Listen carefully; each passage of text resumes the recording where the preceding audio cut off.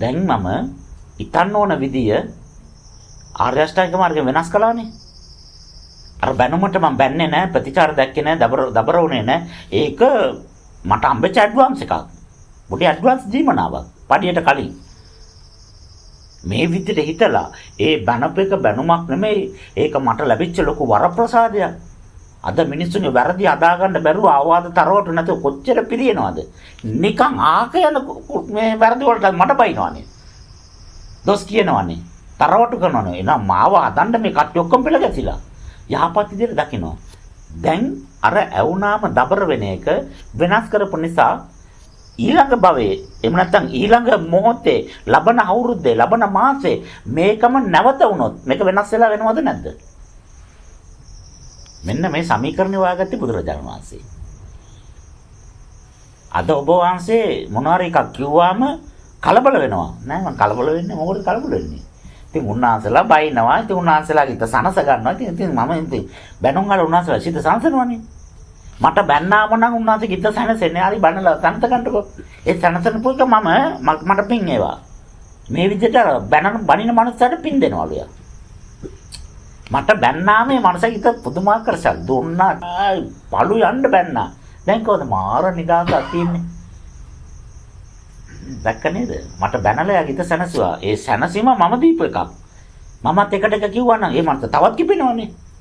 ඒ මනුස්සයාගේ හිත සනසගන්නම අවස්ථාවක් දුන්නා. මේ විදිහට දැක්කාම මේ විදිහට ඒ කර්මය සකස් කරාම අර තන්පතුවේ තියෙන දත්තය නැවත සිද්ධ වුණොත් නැවත සිද්ධ වෙන අවස්ථාවක අරකට එකතු වෙලා වෙනස් විදිහට සිද්ධ වෙනවා.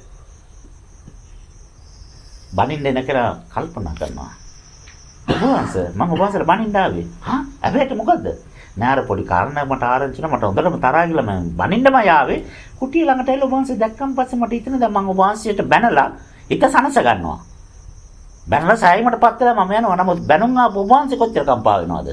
ඉතින් ඔබ වහන්සේ ඉත කම්පා කළා මම සනසලා මට අදහසක් තියනවද එහෙම? එහෙම සනසීමක් තියනවද? එහෙම ධර්මතාවයක් තියනවද? එහෙම කරලා මට තියෙන ප්‍රයෝජනේ මොකද්ද? වැඩේ මොකද්ද? ඔබ වහන්සේගේ සිත කම්පා කරලා ඔබ වහන්සේගේ සිත කලබල කරලා පීඩාවටපත් කරලා මම සැනසීලා සතුටු වෙනවා. මම හොඳට බැන්නා. මම පුදුම විදිහට සතුටින් ඉන්නවා සැනසුණා. මොන මෝඩකමක්ද මේක? ඒ වැරද්ද මම කරන්නේ. ඔබ වහන්සේගේ වරදට මම වචනයක්වත් කියන්නේ කැමති නැහැ. ඔබ වහන්සේ අදා ගන්න. මාළවට හැමදාම වරදක් වුණාම බයිනවා. මමත් බයිනවා. එහෙම තමයි මේක දැන් අද වෙනස් වෙලානේ. අර පැටර්න් එක වෙනස් වෙලා. ඇයි? අර ඊතුවනේ ආර්ය අෂ්ටාංගික මාර්ගය වෙනස් කළානේ. අර වෙනස් කරපේ කර ජහන වලට ගිහලා අරකට එකේ මිශ්‍ර වෙලා. දැන් වෙනස් විදිහට තමයි එන්නේ.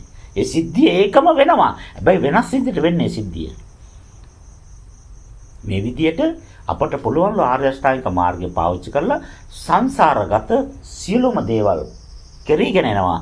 ඒක අපට ඕන විදිහට කෙරෙන විදිහට වෙනස් කරන්න.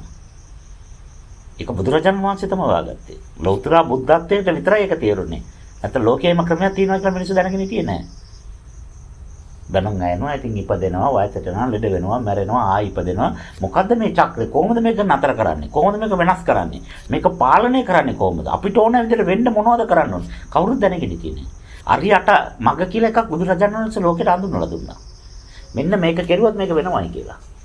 ඒ ඉන්න තමයි ලෝකයේ මිනිස්සු ඔක්කොම කවදාද මේක සයන්ටිෆිකලි පිළිඅරගෙන තේරුම් අරගෙන සරණ යනවා.